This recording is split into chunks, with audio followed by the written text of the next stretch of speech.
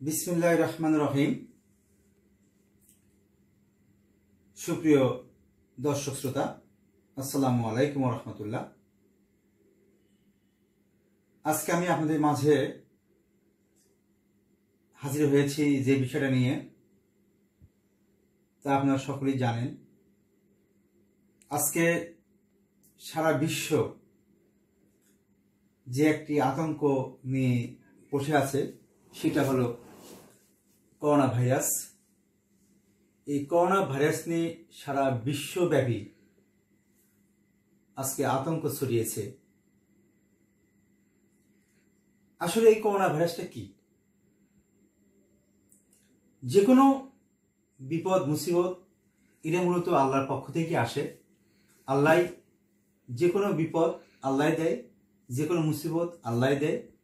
আল্লাহর পক্ষ থেকেই এই মুসিবতগুলো আমাদের মাঝে বিরাজ করছে। এর কারণ, যখন একটি জাতি অন্যায়, জুলুম, নির্যাতন বৃদ্ধি করে, তখন আল্লাহ তাআলা একটা বিপদ সেই জাতির উপর দিয়ে দেয়, এবং অনেক সময় দেখা যায় সেই সকল জাতিকে ধ্বংস করে দিয়েছে। আমরা যদি খেয়াল করি যে আগে অনেক জাতি আল্লাহর সাথে নাফরমানি করেছে, এই জন্য সেই জাতিকে আল্লাহ ধ্বংস করে দিয়েছে। আল্লাহ পাক আমাদেরকে সেই বিপদ থেকে রক্ষা করুন, আমরা বলে আল্লাহু আমিন। সম্মানিত দর্শক শ্রোতা, আসলে আমি আপনাদের মাঝে কিছু এই কথা বলতে চাই যে এই করোনা ভাইরাস আসলে আমরা কি করে প্রতিরোধ করব, কি করে করোনা ভাইরাসটা হয়। আমি সামান্য কিছু কথা বলি যে আসলে এই করোনা ভাইরাসটা কি। করোনা ভাইরাসটা আসলে কিছুই না, সেটা হলো যে এক প্রকার জীবাণু, যা নাক বা গলাতে এখানে আক্রমণ ঘটায়। সাধারণত এই গলাতে এই ভাইরাসটা 3 থেকে 4 দিন এটা অবস্থান করে। এরপরে আসলে এই ভাইরাসটাকে অনেক সময় বিজ্ঞানীরা বলেছে যে ভাইরাসটিকে জুনেটিক ভাইরাস বলেন, কারণ এই ভাইরাস পশু পাখি থেকে মানুষের মধ্যে ছড়ায়। এই ভাইরাস মানুষ থেকে মানুষের মধ্যে ছড়ায়। আমরা খেয়াল করি, মানুষ থেকে মানুষের মাধ্যমে কিন্তু এই ভাইরাসটা ছড়ায়। আমরা আতঙ্কিত না হয়ে সচেতন হই। করোনা ভাইরাসের লক্ষণ: সর্দি, কাশি, জ্বর, মাথা ব্যথা, গলা ব্যথা, মারাত্মক পর্যায়ে অজ্ঞান হয়ে যাওয়া, শিশু, বৃদ্ধ ও কর্ম রোগ প্রতিরোধ ক্ষমতা সম্পন্ন ব্যক্তিদের নিউমোনিয়া ও ব্রঙ্কাইটিস। তো আসলে এটা কি করে ছড়ায়? মূলত বাতাসের মাধ্যমে, হাসি কাশির ফলে আক্রান্ত ব্যক্তির সংস্পর্শে গেলে, হাত এবং মুখ থেকে এটা ছড়ায়। যদি কোনো ভাইরাস হাতে আক্রমণ করে, সে হাত থেকে যদি মুখে আসে, সেখান থেকেই ভাইরাসটা মূলত আমাদেরকে ছড়ায়। তো এখন কি করে এটা প্রতিরোধ করি? প্রতিরোধের এক মূল বিষয় হলো যে পরিষ্কার পরিচ্ছন্নতা একটা মূল প্রতিরোধ। আমরা কখনো যদি কারো কোনো কিছু ধরি, সেটা আমরা সঙ্গে সঙ্গে সেটা আমরা হাতকে আমরা কি করি, ভালো করে ধৌত করি। আমরা অনেক মেডিসিন আছে বা হ্যান্ড ওয়াশ দিয়ে আমরা ভালো করে হাত ধৌত করবি, মুখ ধৌত করব।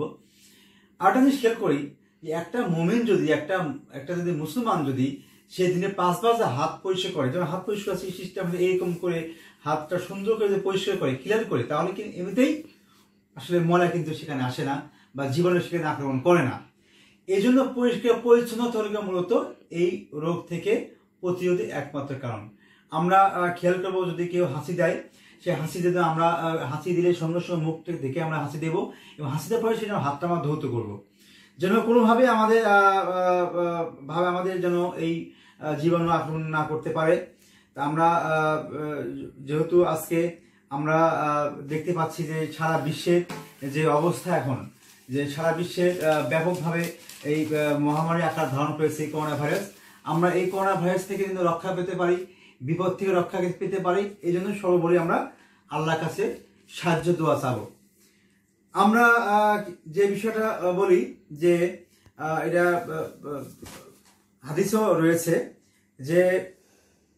যে কোনো বিপদ মানুষের যে কৃত কোনো ফল থেকে কিন্তু বিপদটা আসে। তা আমরা আজকে আপনাদের মাঝে বেশি কথা বলতে চাচ্ছি না। আমরা শুধু একটা কথা বলবো যে এই করোনা ভাইরাস একটা আতঙ্ক। এই আতঙ্ক না হয়ে আমরা আল্লাহর কাছে সাহায্য চাবো। আমাদের নিজস্বভাবে যে প্রতিরোধ করার যে অবস্থা, একমাত্র আল্লাহই পারেন এই প্রতিরোধকে করতে পারে। আমরা আজকে যত চিন্তা করতেছি যে আমরা হাত ধুচ্ছি, আমরা পরিষ্কার পরিচ্ছন্নতা হচ্ছে, কিন্তু আল্লাহ যদি আমাদের এটা যদি প্রতিরোধ না করে, আল্লাহ যদি সাহায্য না করে, তাহলে কোনো উপায় নাই আমাদের কিন্তু এই অবস্থা। আমি আপনাদেরকে একটা কথা বলে রাখি যে এই করোনা ভাইরাস কিন্তু উৎপত্তি হয়েছে চীনে। আপনি খেয়াল করে দেখেন, চীনের কিন্তু সেখানকার প্রেসিডেন্ট কি করেছিল, সে মসজিদে গিয়ে মাথায় টুপি দিয়ে মুসলমানের কাছে দোয়া চেয়েছিল যে মুসলমানরা তোমরা আমাদের জন্য দোয়া করো যেন এই ভাইরাস যেন থেকে আমরা মুক্তি পেতে পারি। তাহলে এই ভাইরাস কিন্তু আজকে চীনে নেই, চীন থেকে কিন্তু সারা বিশ্বে চলে গেছে। এর কারণ সেখানকার বৌদ্ধরা কিন্তু আল্লাহর কাছে সাহায্য চেয়ে, মুসলমানের কাছে সাহায্য চেয়ে কিন্তু সেখানে করোনা ভাইরাস থেকে তারা রক্ষা পেয়েছে। আজকে আমরা দেখতে পাচ্ছি সৌদি আরব সহ যে সকল মসজিদে নামাজকে নিষিদ্ধ করেছে, আমি তার বিপক্ষে এই জন্য বলি যে আল্লাহর কাছে সাহায্য চাবো।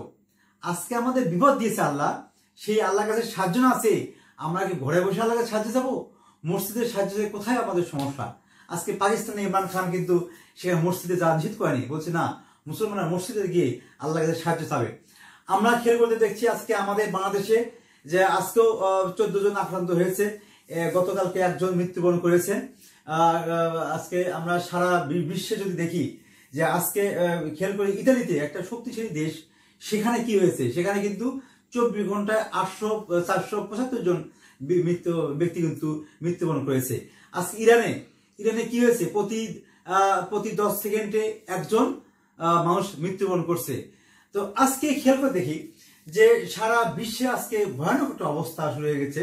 বিশেষ করে করোনা ভাইরাস আফ্রিকাতে এর ছোঁয়া লেগেছে, ইউরোপের ছোঁয়া লেগেছে, আমেরিকার ছোঁয়া লেগেছে, ভারতের ছোঁয়া লেগেছে।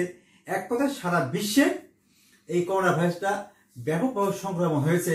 আজকে সারা বিশ্বে ওয়ার্ল্ড হেলথ অর্গানাইজেশন কিন্তু আজকে এটা একটা মহামারী হিসাবে তারা গণ্য করেছে।